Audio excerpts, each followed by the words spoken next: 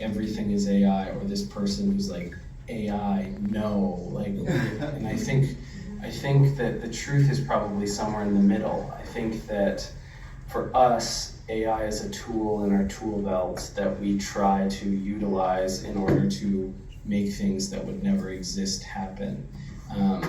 But I also think that if we love AI and do think it's the future, I think in some ways it's our job to help those people who don't understand what's going on get there. So the people that had a really negative reaction, that it wasn't all just writing a prompt and it spitting something out, I don't know, those people,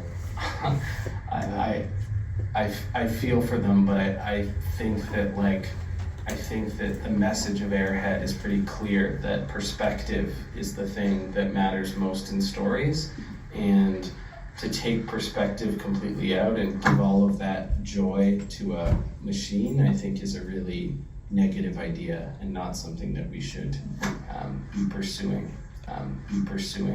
What I loved about Airhead and also its successor, is it a bit autobiographic?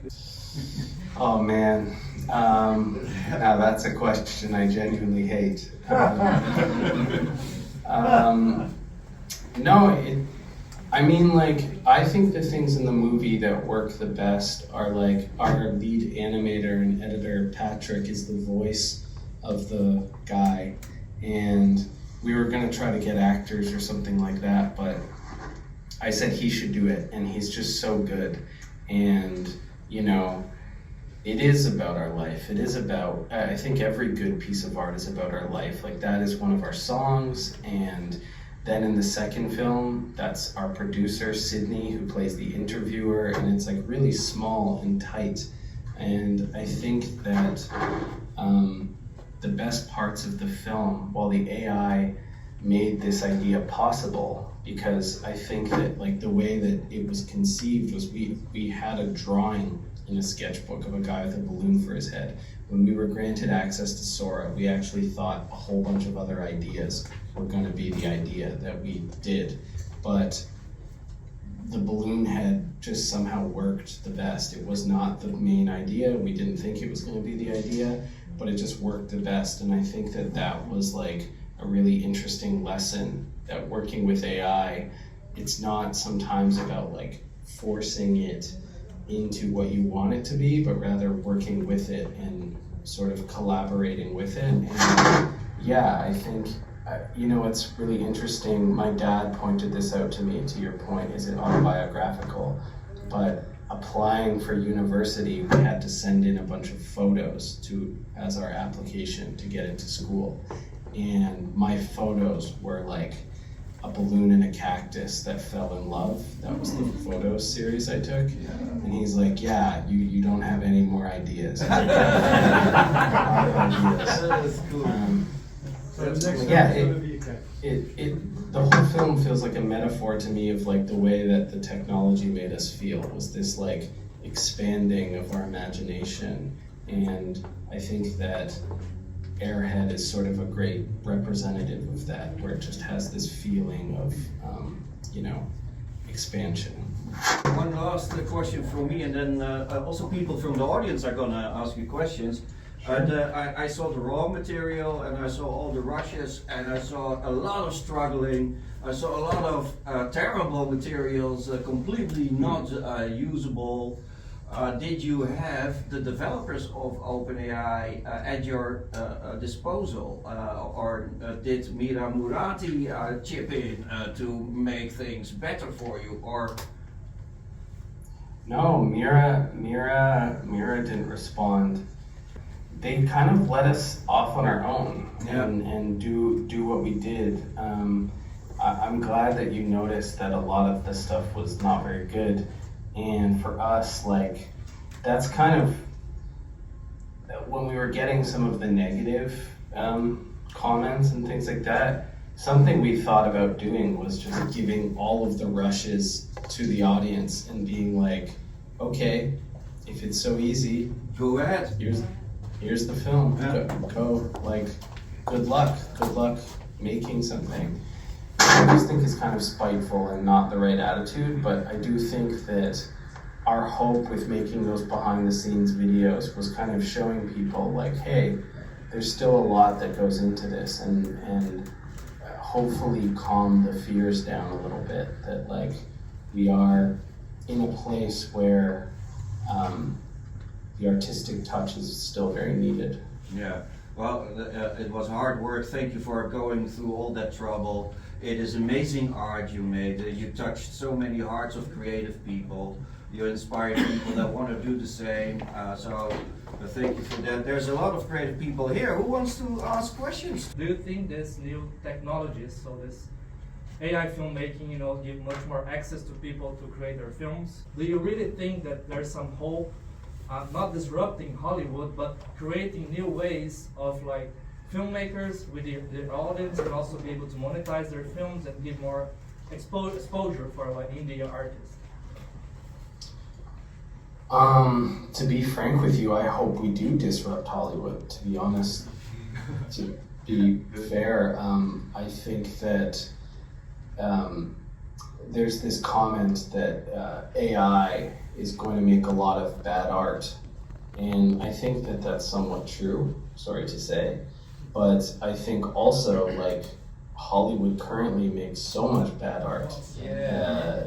I don't feel inspired to go to the cinema 9 times out of 10, and then we're being told the cinema is dying, and it's like, well, I don't know, I don't want to see Aquaman 8. A lot of these films are, they are like technical marvels, like that's why they get budget and get thing, because they're these big technical spectacles, right? Like Marvel movies are a perfect example of this, where the story is like okay, but there's so much money put into the effects and all of this. And I think what AI filmmaking does is like shift all of that. So now everyone can do that. Now everyone has the ability to make these fantastical worlds, and it's not just the people with $100 million that can make fantastical worlds. So now it comes down to the story. And I think that there's probably some kid in rural Bangladesh right now who has the next Avatar or the next Spider-Man or whatever. And I think hopefully soon enough that kid will have the ability to make that film with his friends or her friends or whatever. And I think that for me is the most exciting thing. And with all the conversations about Hollywood replacement and all of this, no one talks about the benefit of like what happens when those small indie creators get to have an equal chance at making something that ambitious that these other people do. And for me, that's what's most exciting, is like, what is that little kid's idea? Because we don't get to hear those people because they are not in Hollywood or LA or whatever, and I bet you they have some pretty interesting ideas. So that's what's, that's a side to me that doesn't get talked about enough. And the things that we're defending are these broken models, and I don't know why we continue to defend broken models. And I love movies. I love going to see cinema, 70 millimeter projection, IMAX, Christopher Nolan, the real IMAX. But I also have hope for new technologies as a way to encourage smaller teams to make something special. One moment, let me just do a quick plug here, because it's, so yeah, I'm one of the organizers of the AI Film Festival, and I feel like this is exactly what we've been talking about. The organization that hosts the AI Film Festival is called Mad Hatter Stichting, or Mad Hatter Foundation, and our purpose is to tell old stories in new ways and go to indigenous tribes in really remote places who have an unbroken storyline from their ancestors for thousands of years. We already have our first project going, And I've been speaking to some of the people that won, that all the judges that we had. I've been speaking to some of the people that got selected and that we're going to see at the cinema tomorrow, which is the AI Film Museum. And I'm telling you, these are like people who have children, housewives, they don't have 600 days a year to spend on a cinema set, taking a dump in a porta potty. Some people just don't have the time or the priorities, and now they're getting to tell their stories. And in such powerful ways that a lot of them, it's their first time telling a film, it's their first time having a film in English language, and all of these technologies have just sort of leveled the playing field, and we're going to see it tomorrow. So thank you for that. That's beautiful. That's so beautiful. And like, that's the thing, is I believe everyone has a story to tell. I love what you said about the indigenous voices and capturing those things, because like, that's what no one talks about. Everyone talks about CG jobs getting replaced. And you know what's funny? 20 years ago, all of the set painters were talking about how CG was going to ruin cinema. So it's this thing that every single era there's a technological advancement, and everyone's scared at first, and then it becomes suddenly there's an acceptance, and that sounds beautiful. I've heard that Sora, or using Sora, had some technical difficulties when it comes to like 24 people trying to get access to the model at the same time. How was your experience there? And also, if you project into the future, do you see a wide application of Sora in the near future? Or if not, when do you see it? I have never known the group. The group has always been quite a few people, far more than 24, from my knowledge. I think that this is obviously a massive question when it comes to these technologies. How accessible will they be once you have a scale of people? And I don't know what that answer is, but I think that any frustrations that we've had with the technology thus far, it's like getting mad at a toddler for like not writing Shakespeare. It's like, why aren't you writing Shakespeare? Like, you're a human. Shakespeare was a human. Why aren't you working perfectly yet? And I think that in the first era of AI filmmaking, something that we should really look for is what are the limitations, and how do we make the limitations a positive. I think a lot of the times filmmakers always want, you know that feeling when you ask somebody where they want to go for dinner and they never have an answer? I feel sometimes that's the way for creativity, where sometimes when you go, what do you want to do? And you can just do anything. That's like a really negative thing. Whereas if you say, what do you want for dinner? Do you want Thai? It just like limits the amount of like options and things. So I think that while there are some like frustrations with all of the technologies that probably all of the film at the AI Film Festival used, I think the people that have had the best results, in my opinion, as being a judge, as well as just my own experience, are the people who, instead of getting mad at the limitations, start to realize that the limitations are what they need to work around. For example, in Airhead, we knew it was going to be really hard to have a consistent character because a face is really hard to replicate over and over again in AI. So our thing was like, let's just take away the face. Let's make it so that that isn't a problem that we have. And then when it's a balloon, you go, okay, well maybe that's like the definitive quality of this character.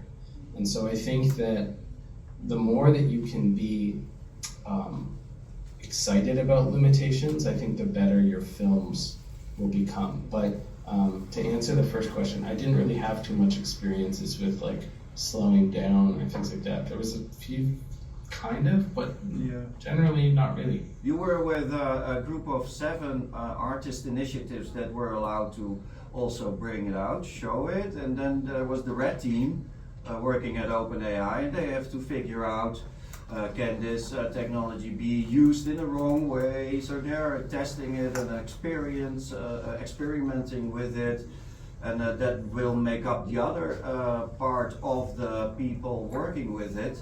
And the compute is the only problem right now. It takes a lot of compute to generate the materials, but you were allowed to first work in low resolution, right? Low resolution experiments that you would then scale up. Yeah, well, we can do up to 1080, but the 1080 just took so long, and like taking long is like the devil of creativity. So what we instead did was just did everything in 480 and then up-resed using Topaz to get everything to what you saw in the air. So most of what you see in Airhead is actually 480 that we've up-resed. Some of it's 720, but a lot of it is like 480.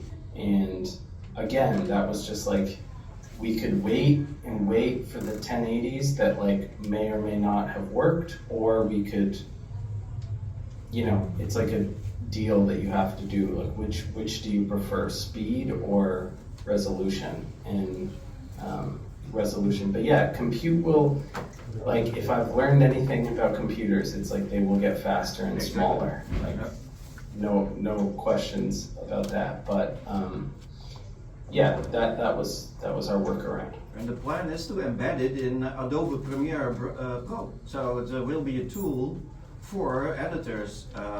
Sora will be one of the choices. That I hope that Adobe has the compute ready for that moment, of course.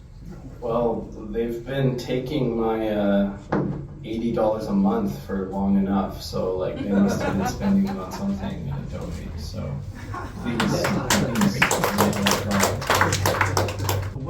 What do you see in the future? Like, do you see widespread use? Because I feel like everybody's waiting for the perfect model to use before they adapt anything. You know what your thought on that is? Like, is it worth the wait? I don't know. I think it's good to wait in so much as like I've tried to use Luma and it's like extremely slow. It's extremely powerful and great, but extremely slow. And I don't know, I try not to think too hard about those things because I just try to use whatever I have access to. We were very lucky to be one of the golden ticket winners to use Sora, which is very fortunate, but truthfully, I'm not waiting for the perfect thing. I don't have that kind of time. These ideas are coming out. So I just gotta, whatever's in front of me, that's what I'm gonna use. And that could change from day to day, and who knows, maybe it's K-Link, I don't know. But I'm just ready to like use whatever's needed to tell a story. We have another question. I just wanted to ask, do you think there's any downsides in relying so much on synthetic media for storytelling? Totally. I think that I also am a traditional animator, and I think that part of what makes things good is that it takes effort and time to make things. And my worry is that with the advancements of technology, that people will lose the skill set in order to actually be a good storyteller. One of the things that they made us do in school that I thought was a really beneficial thing was the first films that we made were shot and edited on film.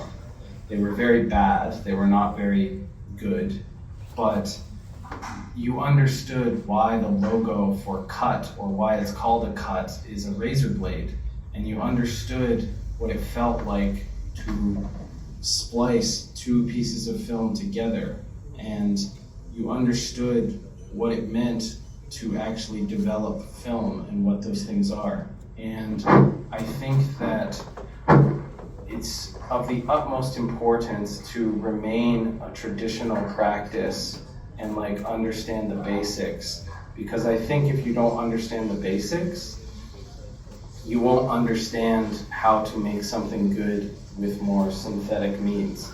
I think the reason if our films worked at all, it's because they took traditional methods and used these new technologies, but remained true to traditional methods. I think it's really a negative idea that this is going to completely replace those traditional methods. And I think that if you find yourself hitting a wall with these other methods, I would encourage people to go back and try to learn more traditional ways. And I think that in order for you to understand how to make a good, say, AI animation, I think you must first hand animate 12 frames a second and, make a flip book and know what that feels like.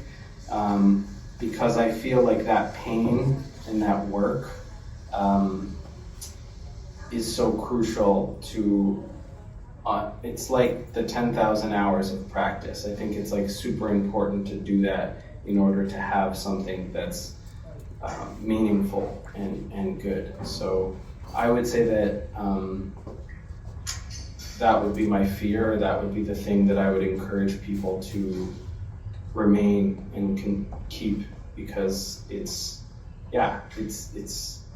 the same thing. There's a Leonard Cohen album called New Skin for the Old Ceremony, and I think that that's the way storytelling to me feels. You're constantly telling old stories and old tales, but in new and innovative ways. But first you must respect the history in order to move forward, I would say. Thank you. Another question from the audience. I was just wondering, you talked about Leonard Cohen, music. Music, again, of course, is very important for you. I heard that you're making a movie. The next project is about the Shy Kids, somehow about what you're doing?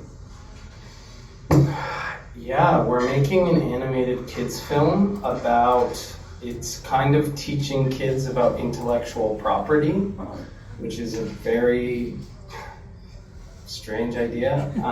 It's also autobiographical. It's about a kid who is trying to come up with an original idea, and him and his bandmates get stuck inside of his brain, and they must find an original idea if they want to escape. Cool. So we're looking out for that. Stay tuned. Yeah. It's a very strange film. Yeah, but it's, to speak on animation, a lot of it's like traditional hand animation, but as the technologies have been advancing, we've been trying to find ways to incorporate it into our methodology, just because we got $100,000 from the Canadian government, which sounds like a lot of money, but when you're making an animated feature, like, we told the people that make animated films that, and they laughed in our face. They said, you'll have a 10-minute film. So, yeah, we'll see. A question: if the AI dream pans out, how do we? What role does curation play in showing this amazing quantity of films, and to making sure they reach, the audience? And how do we avoid the Spotify trap, where music became much easier to produce, but musicians stopped making money? Yeah, I think the making money question is like a big question that I think we need to solve. And I think that it's really difficult, because I think that's a much deeper question than just artistic pursuits. I think if you ask most people across most jobs, they would say that for the amount of work they do. They are not valued monetarily for that. And unless, I don't know, unless Jeff Bezos is in the audience. When I make art, and this could be foolish or not, I try to not think about money as much as possible. I understand that that's not sustainable, and that sounds very privileged. And it's true, we do have to think about money somewhere along the lines, and it's true as a musician. I also know that moving from physical media to Spotify, it just gets worse and worse as you do this. And there is this fear that with the advent of AI film, in the same way social media made everybody a brand and made everybody have their own website, that the same will be true for filmmaking, where everyone thinks that they can make a film. I still do believe that the good ones will punch through. I think that there's always room for great stories to make it through the noise that happens with music now, it happens with a lot of things. But I think that the question at the core of what you're asking is about money, and I think that we need to, as a society, radically rethink the way that we are distributing wealth and money, because the way it's working right now is not beneficial to most people. And I don't have the exact answer for that today on this bright and early Thursday morning. But what I do know is that we need to radically rethink the way that we are, distributing wealth. Because I think that people who want to tell these stories should have access and ability to do it, and that AI should not be this race to make things faster and cheaper. I think that that's a really negative position. I instead think that AI should be able to make things that were not possible, and that is like more exciting than, I don't know, cheaper and faster. Thank you. So yeah, I think those were the last questions from the audience. So thank you very, very much. If an evil entity would put you for the choice to or stop making music and make films for the rest of your life, or stop making films and make music for the rest of your life, what would the choice be? Just kill me. That's awesome. We will. Thank you very much.